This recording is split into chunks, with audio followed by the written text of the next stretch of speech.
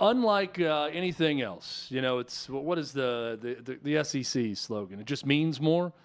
Well, the Olympics, it just means something different for every 4 years. And I feel like every 4 years, you get the dominant storylines, right? You get the Michael Phelps.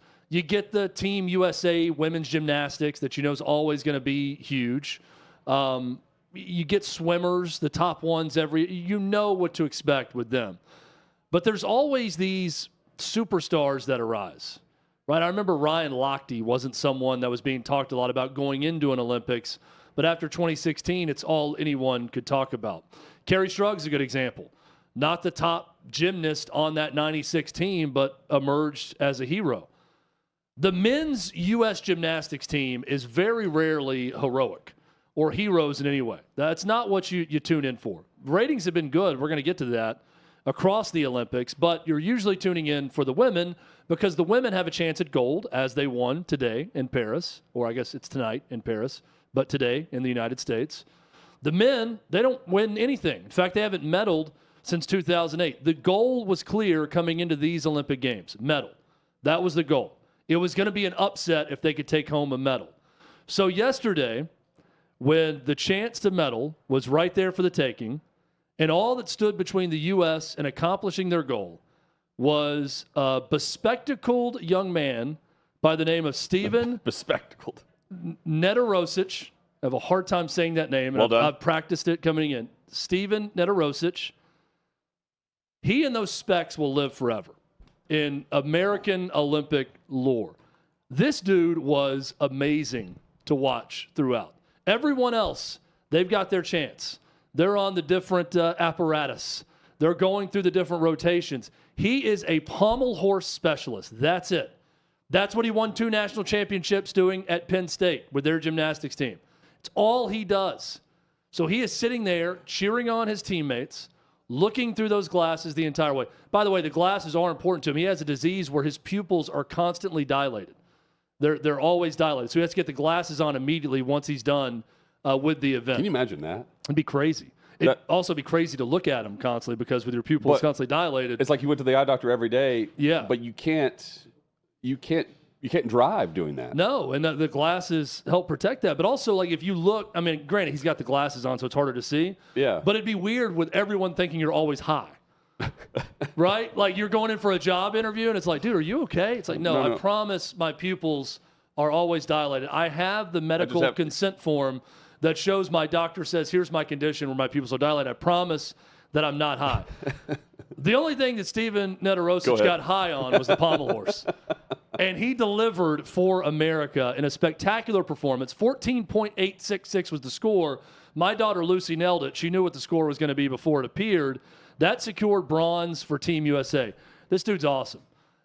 He is a civil engineering, I believe, major graduate at Penn State. He solves Rubik's Cubes, and he gets mad if he doesn't do it with under 10 seconds. That morning, he solved a Rubik's Cube in under 10 seconds. I love stories like this. I love to get to know the human side of these athletes, but also see this in all the great tweets that are out there and photos of him being Clark Kent. Yes. The side-by-side of Christopher Reeve in the 1970s Superman films and Steven Nedorosic with the glasses on. Both take their glasses off and become Superman. That's what he did for Team USA. I love it. Look, we're all about golds. You know, we're all about winning it. We're all about everyone's got a different goal in mind when they enter a competition. And for some, it's not always win it all or bust. For some, it is if we can get on that podium, if we can get on that medal stand, that's a huge accomplishment for this team or for this individual. Seeing how happy the U.S. men's gymnastics team was to win a bronze was really cool. I enjoyed it. It was a fun moment, and now I'm going to remember this guy probably for years to come. They're going to flash that performance and show his bespectacled face, and I'll always remember where I was when I saw him become a hero. So he doesn't have to use the glasses when he's on pommel? No. He takes them off for the pommel. I thought about that, too, because Horace Grant pupils are needed dilated. Like, you don't want to. I know. But I think also it's so fast. It's just the feel of it? He does I forget what it's like a Russian lag is the move that he does the first time in his routine. That's one of the hardest moves to pull off on the pommel. And he goes down in degree of difficulty. So if he pulls that one off, it's smooth sailing. Like, that's the hardest one at the start of his routine. So when he pulled that off, he knew he was going to do it. But I'm watching it, Hutton, and I'm thinking, if you have a hard time seeing, this makes it even tougher. But when you're doing things that fast, it's all feel. Yeah, it's all feel and probably, muscle memory. Yeah, he's probably going to close his eyes half the time and do it because he's done it so many times, and you have to practice that so many times. You know where everything is around you at all times. Okay, you called it the Russian what? It was like No, I'm making a list of everything that could go down under Urban Dictionary now. Yeah, the Russian lag.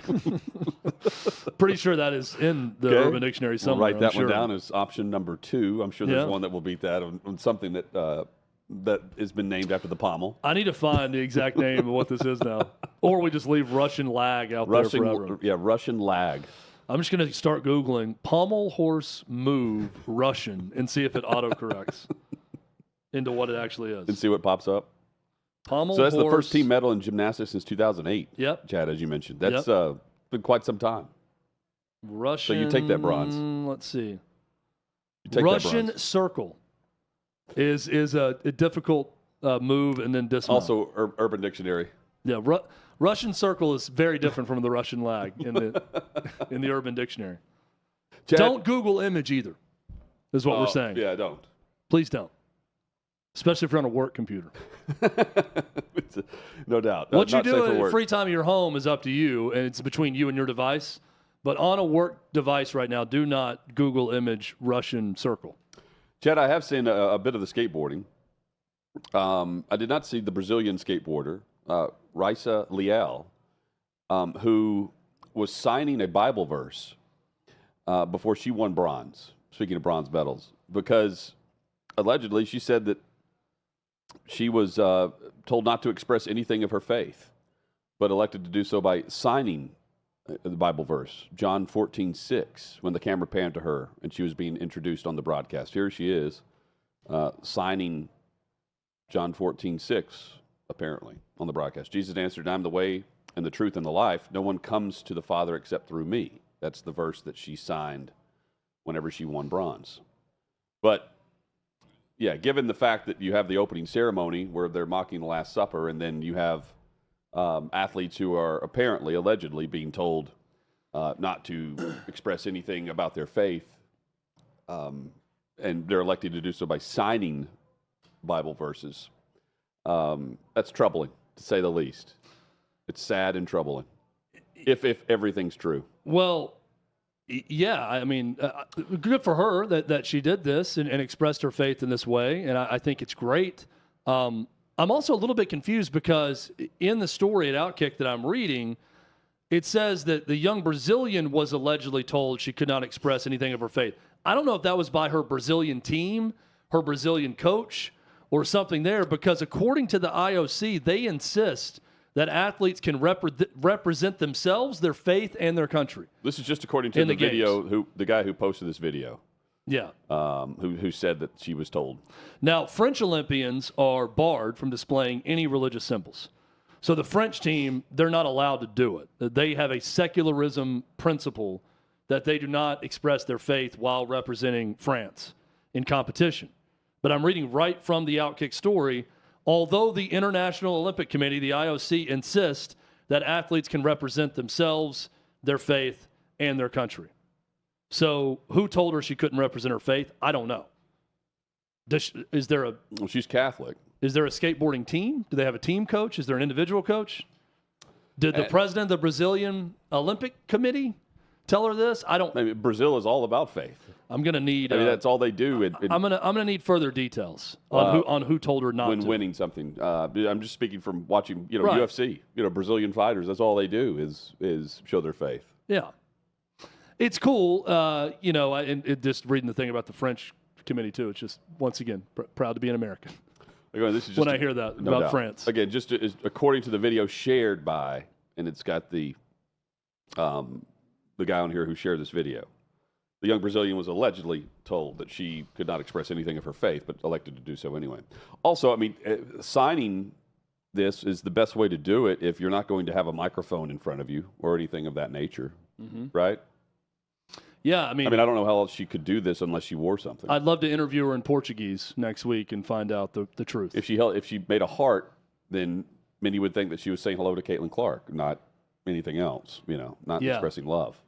Well, and I don't, again, if the International Olympic Committee doesn't have a problem with it and they encourage them to express their faith in their country while competing, it surprises me if Brazil, one of the strongest Catholic countries around, is telling their athletes not to do this. I'm confused by the tweet. Unless there's someone there on the grounds telling them to do that, and doing that out of turn. Don't put it past the French before they go up there to say, hey, whatever you do, don't sign a cross or do any of that. Nothing about religion here, please. Nothing.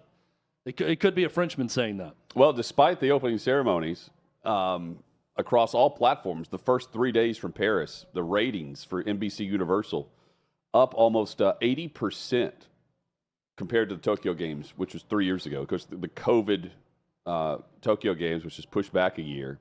That's a massive jump. Ratings figure both what calls Paris time, which is that 2 to 5 p.m. Eastern slot, and then you have the medal events that air in United States prime time, up almost 80%. 28.6 million viewers for Friday's opening ceremony. And then the weekend telecast, you have Saturday's audience, 32.4 million. Sunday, 41.5 million. That's with Simone Biles and Team USA Gymnastics on the screen. That's legit. That's massive. And, NBC's got to be sitting there, Chad, going, okay, we brought in Peyton Manning, we brought in Snoop Dogg, we've got Kelly Clarkson, all these different factors that are bringing in different variations of the ratings meter, different demographics. And they're going to be thrilled with this. Paris Games stacking up well to 2016. You had 26.2 million average over the first 3 days. And you had 35.1 back in 2012 for the average over the first three. That's great for the Summer Olympics. It's terrific. It's the highest since 2012 when the games were in London. Those Rio Games, Brazil, even higher than that. So really good news for the Olympics for sports viewers. I said this last week when you were out, but this is hopefully our last time we talk about post-COVID numbers. Yeah. Because it's been 3 years since Tokyo Olympics were affected by the COVID pandemic. We saw the ratings decline. We saw how it was, quite frankly, less interesting. And then in 2022, Beijing Olympics no one wanted to watch because of China's government. And there were a lot of U.S. boycotts. So the ratings were even worse for the Winter Games in 2022. More than 41.5 million people watched the opening ceremonies or the opening Sunday of competition. That's almost double Tokyo on that same day when you talk about opening Sunday. U.S. men's basketball did 10.5 million on Sunday afternoon, just that game alone against Serbia. It's a great time slot for them. That's NBA slot right there. Yeah, and then they played the old NBA John Tesh NBA theme, which was awesome. So this is all good news. I was curious to see how it was going to stack up to previous Olympics, not COVID Olympics. I knew it was going to be much better than that. And that was better. And it's been much better. That was better than the gold medal game for U.S. men's basketball. Yeah. So, the number that they received just on NBC and Peacock combined. I've watched most of mine on Peacock. I've got it pulled up yesterday, for instance, just to watch Team USA and the women's basketball team. Yeah, I still I abide by sometimes too many options can be a bad thing. And when I get to that Peacock screen and see all the different events going on at once, I have a harder time locking in. I still prefer how NBC curates it for you, and they're going to take you to the most important events throughout their, especially the daytime coverage. If you tune in there where it's live. At night, though, you specifically get to see the primetime big events. If you want to see if you want a la carte, the only way to do it is through this method, on right? Peacock, yeah. But I'm saying even at night, it's even more curated. They're doing features blended in. They're showing Simone Biles. I watched yesterday. I watched live Steven Netarosic and the U.S. men when they won it. Hutton, it felt like an eternity waiting for them to get their score. It was forever.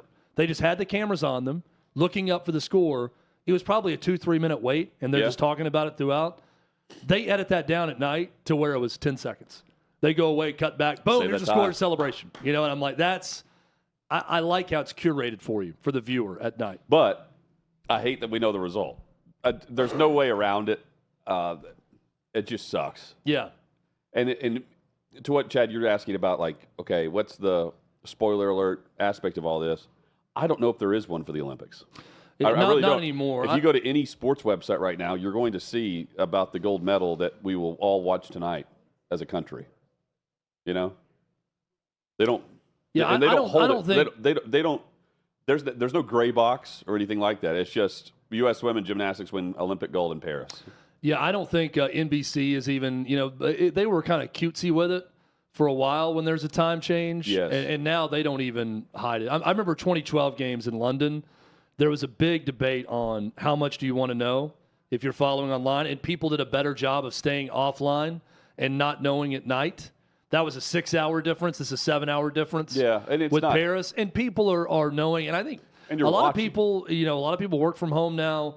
A lot of people have the ability to at least turn it on a device and watch in the background. Yeah, so they're right. paying attention throughout the day. I think that's changed a lot too. But I do like going back and maybe catching something I didn't see live. Even knowing what happened, it's still fun to watch.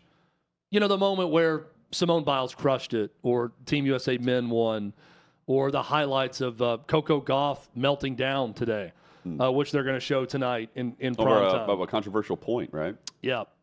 She claims that the call of out on a previous shot was made before she hit, and the umpire went back and reviewed and said they made the call after, and it was a crucial point, and she said it distracted her because they said out before she hit the ball. Oh. But actually what they're supposed to do is when they think it's out, let the return come. Then call out. If it's close, then say out after it's been hit. She said it as she was hitting, and it made her miss hit.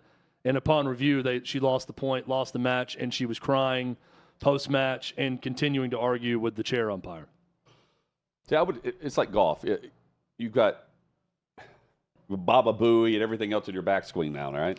So Roland Garros, I didn't know this, Hutton, they don't do the review the way tennis does it everywhere else. How would they do it? They look at the clay. Like they actually go back and try to find the spot the tennis ball hit. They just look at it upon review. But they do have the video review. I walked through an airport and I saw where something was being challenged, and they showed me the video. I was reading about it, and they show the chair umpire. They don't. Maybe it's just an Olympics thing, but they don't do the actual review that we've become accustomed to, where it pans in on the camera and shows what it was. Let's make it more difficult. Yeah.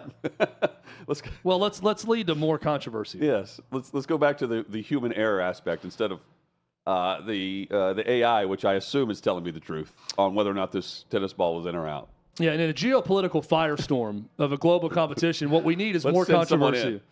Yeah, I'm glad she wasn't facing someone from China as this was happening, because then it would have been even worse. No doubt. U.S. Women's basketball, lowest attendance among the opening games at the Olympics. Of course, no Caitlin Clark on this roster. But we said at the time, like, hey, they're not doing this for the fanfare or the views, the eyeballs on NBC. We applauded them for that because they were actually doing it based on merit, where based on merit she'd be on the roster now, not whenever the rosters were announced. But while Spain-China had the largest crowd of 27,000 fans in the building, you had 13,000 fans, just over 13,000 fans. By far the lowest of the 6 matchups in group play with USA's win over Japan. The game was also, 30 points, something like that in the final score? Chad, you won money off of this. It was also at 9 o'clock or after by the time they tipped off 9 p.m. in local time, so it was the latest game. But if Caitlin Clark's there, gym's packed. I think about that. I just don't know. Like in France, is Caitlin Clark packing the gyms? In France, you have Spain and China with 27,000. Well, Spain is close, so they probably have a lot more fans there. And they know about that's Caitlin attending. Clark. I'm not going to play into this and say that if Caitlin Clark's there, they've got drastically more attendance for the game in Paris. Oh, I think they don't have the lowest. By far, they will not have the lowest. No, but I think the French people that are attending events that are going around the Olympics, they're probably not sticking around for the 9 o'clock game. It's odd to me that Team USA, the defending gold medalist, doesn't have a bigger crowd than that. Sure. Bigger than Serbia and Puerto Rico. Yeah, and Serbia is closer. I mean, I don't know how many Serbian basketball fans are in Paris and how many they travel there. I just don't see that if Caitlin Clark's there, do 7,000 more French people show up for the game? I think you have do 7,000 more Americans make the flight to Paris just what to was watch the Caitlin game? Clark? Well, maybe not the flight. What was the? I definitely think 7,000 more stick around for the game itself. What is? Do we know the game that tipped off right before them?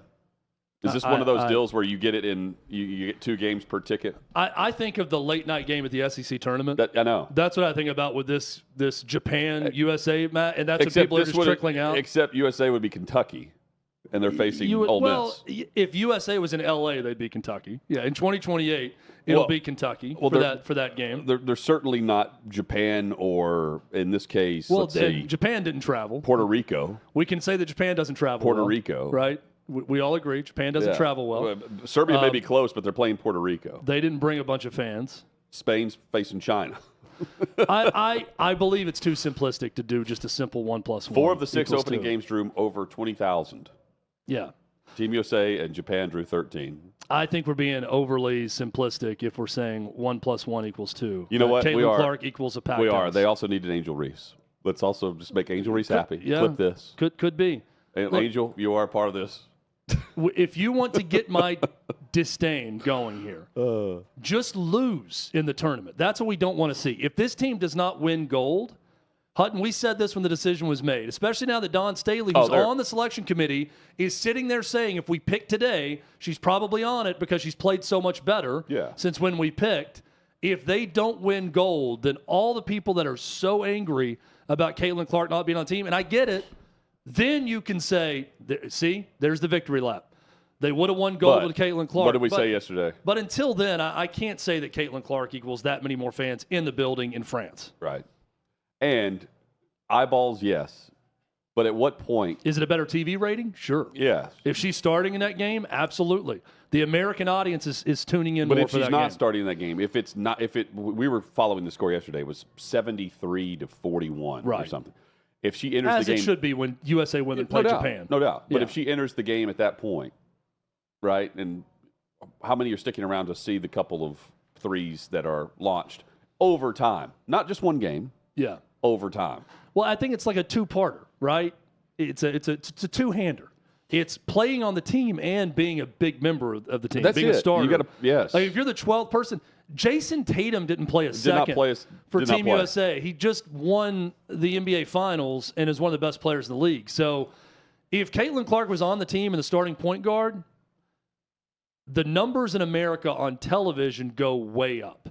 I still can't, with all of my knowledge of sports, I can't sit here and confidently tell you that in Paris, France, the attendance in the arena is going to skyrocket with her there. I can tell you that in America, there'd be more eyeballs on Team USA women. There would be in a spoiler alert rule if she was starting for Team USA. Yeah. We wouldn't be able, everyone would be pissed off if they knew the result. Right. We'd get an order from New York to spoiler alert, to not make sure not to reference it. Yeah. To make sure you go to OutKick.com to read the score. Meanwhile, we just pitch it to OutKick.com for the score. Meanwhile, USA won gold in gymnastics. Team gold. Let's go. Let's go, ladies. Do you tell your daughters the spoiler alerts? Or do they already know?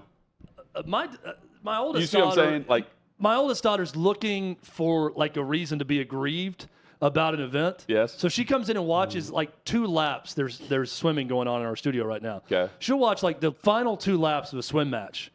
And then there'll be, the winner. Italy? Really?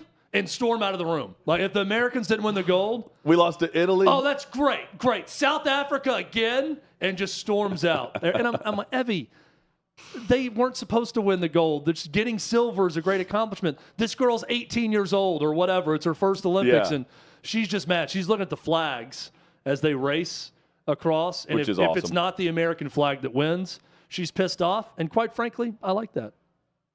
Well, I like that she's feeling that way. USA is going to be second. Yeah.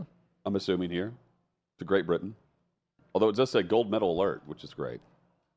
Every single day is Rocky IV in our household, and every opponent is Ivan Drago and the Soviet Union, according to my daughter. So she's properly motivated with patriotism.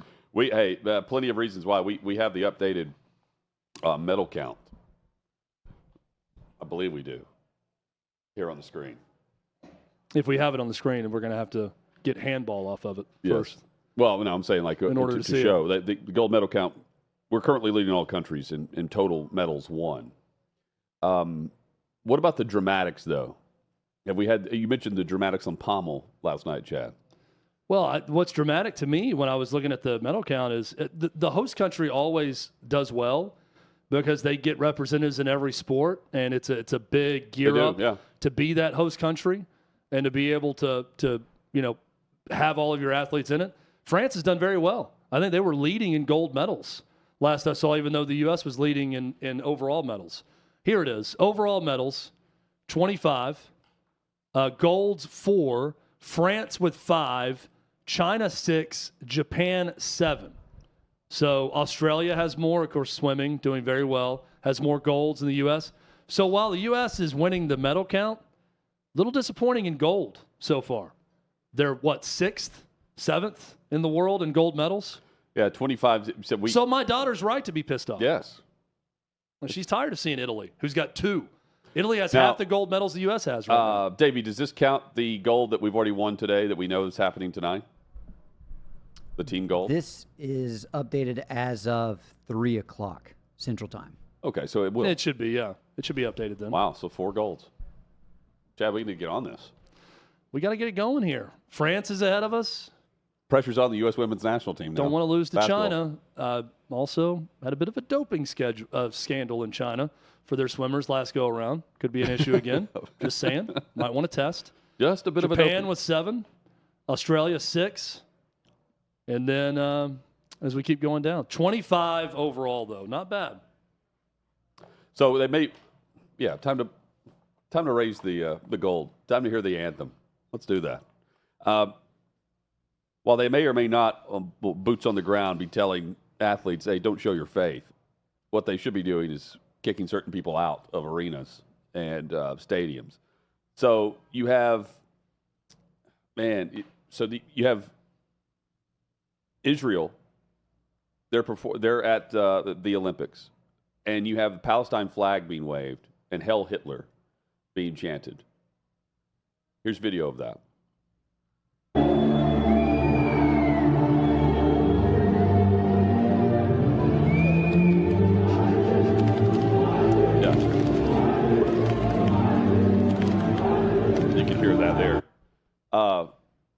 There's no place for that, period. No. Period. So ban them. Get them out. I'm going to take this back locally here. We're downtown Nashville, 6th and Peabody, Old Smoky Moonshine Yeehaw beer. Hutton, were you aware that there's a Nazi problem in Nashville?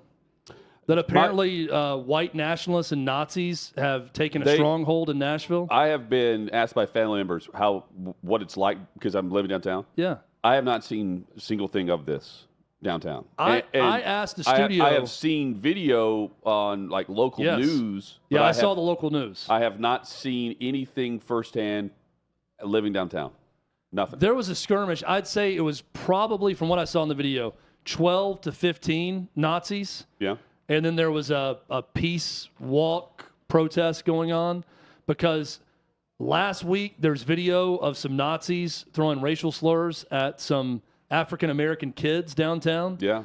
And so the protest was about the Metro Police not doing enough to the Nazis that were downtown.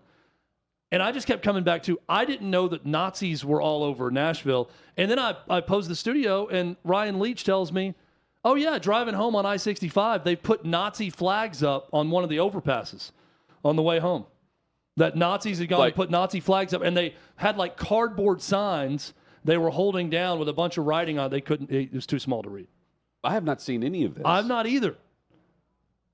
On I-65, so I-65 North? Wow. I just feel like just a quick commentary on media in 2024. Yeah. I feel like if there's Nazis in Nashville and it's an actual problem, as Nashvillians, we should know more about it, or we should be able to tell people, yeah, we've seen that. The only thing I saw was where Governor Lee was commenting on, and of course, denouncing anything. But the question was involving whether or not they had a permit to have this protest, which I guess they didn't, which makes it, they should make sure they get out of there, which I'm hoping they did. I don't know. Because, again, I haven't seen anything. I haven't seen a single bit of evidence showing that they're marching around downtown. Well, And they're making it obvious, right? You know, a guy in the media we know and you like, Steve Cavendish, Yeah. who I would say is definitely left-leaning, like a lot of media members, but a good dude. I like Steve a lot. He had a column up at the Nashville Banner that he runs now that says, if you're curious why Nazis pick Nashville as their stronghold, here's why. And I've not read the column, but I saw that headline. I'm thinking, this is a Nazi stronghold? Yeah. It feels like we should know about that if it's going on, but yet I guess you just get whatever news you want. How large is this group? At any time?